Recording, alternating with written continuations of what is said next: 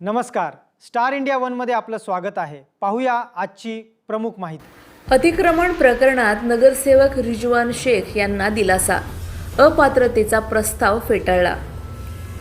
शेवगाव नगर परिषदेतील अतिक्रमण विरोधी मोहिमेत हस्तक्षेप केल्याच्या आरोपावरून नगरसेवक रिजवान छोटूभाई शेख यांच्या विरुद्ध दाखल करण्यात आलेला अपात्रतेचा प्रस्ताव जिल्हाधिकारी कार्यालयाने फेटाळून लावला आहे।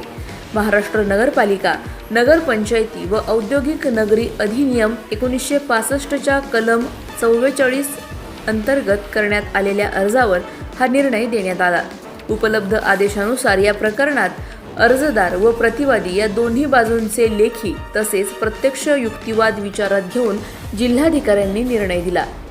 त्यानुसार नगरसेवक रिजवान शेख यांना अपात्र ठरवण्याची मागणी ग्राह्य धरता येत नसल्याचे नमूद करत अपात्रतेचा प्रस्ताव फेटाळण्यात आला आहे।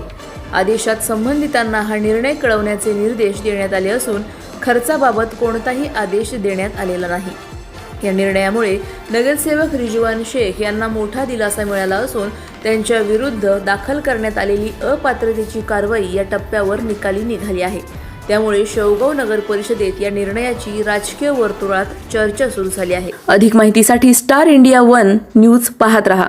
चॅनलला सबस्क्राइब करा आणि अशाच अपडेट्ससाठी बेल आयकॉन दाबा।